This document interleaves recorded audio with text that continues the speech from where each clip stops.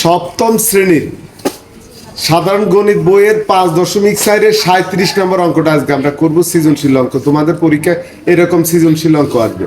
তো অঙ্কটা কি, অঙ্কটা একটু পড়ো তোমরা। a সমান কত দেওয়া আছে? 2x - 3 এবং b সমান দেওয়া আছে 2x + 5 হলে ক নাম্বার প্রশ্ন কি বাইর করতে হবে? a প্লাস b এর মান নির্ণয় করো। খ নাম্বার কোশ্চেন সূত্রের সাহায্যে a স্কয়ারের মান নির্ণয় করো। কিসের সাহায্যে? সূত্রের সাহায্যে করতে হবে, এমনি করলে হবে না। আবার গ নাম্বার বলছে যে এ ও বি এর গুণফল নির্ণয় করা, তবে সূত্রের সাহায্যে। এবার এখানে এক্স এর মানও দেওয়া আছে, x = 2। চলো আমরা অঙ্কটা আগেও করছি, বুঝাইছি, এখন আবার বুঝাই দিই। দেখো আবার বুঝাই। প্রথমে ক নাম্বার দেওয়া আছে, এটা প্রশ্ন থেকে লিখবা, যেটা আমি লাল কালি দিয়ে লিখছি এটা বুঝবা যে এটা প্রশ্ন থেকে লেখা। এটা কোনো তোমাকে কিছু জানতে হবে না। কথাটা বুঝা গেছে? এই তথ্যগুলো তোমার প্রশ্নের মধ্যে দেওয়া আছে। a সমান দেওয়া আছে 2x - 3, b সমান দেওয়া আছে 2x + 5। এখন প্রথম রাশি a প্লাস b এর মান নির্ণয় করতে গেছে। সুতরাং a প্লাস b সমান এর মানটা বসাই দিবা। দেখো এর পরিবর্তে ওই উপরে এখানে এ আছে না, এর মান হলো এটা, ঠিক আছে? কত? এ 2x - 3, এটা কার পরিবর্তে বসাইছি? এর পরিবর্তে। এরপর এটা কি চিহ্ন? প্লাস চিহ্ন, এ প্লাস চিহ্ন দিছি। এবার বি এর মানটা কত? বি এর মান হলো এটা বসাবো, এটা হলো বি এর মান। প্লাস চিহ্ন দিয়ে বি এর মান কত? 2x + 5। এবার এই দুটোটা প্লাস করবা, প্লাস করতে পারোনি। এখানে হলো 2, এখানে 2, দুটোটার আগে প্লাস ছিল।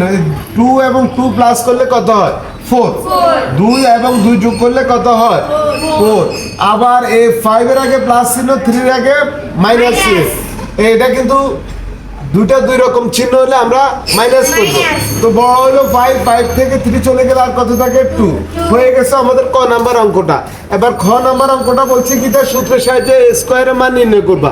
তো আবার তুমি দেওয়া আছে, এখন শুধু আমার এর মানটা হলে চলবে। কোন মানটা হলে চলবে?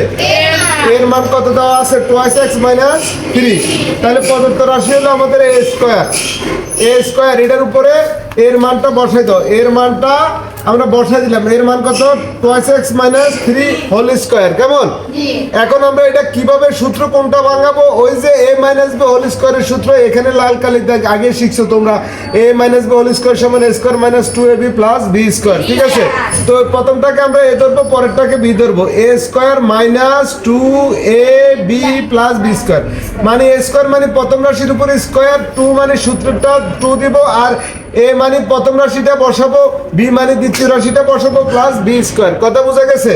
এবার 2 এর উপর স্কয়ার হলে 4 হয়, আর x এর উপর স্কয়ার হলে x, আর 2 × 2 মানে 4। 4 এর 3 দ্বারা গুণ করলে 3 × 12, অর্থাৎ 12x প্লাস 3 এর বর্গ হলো 9।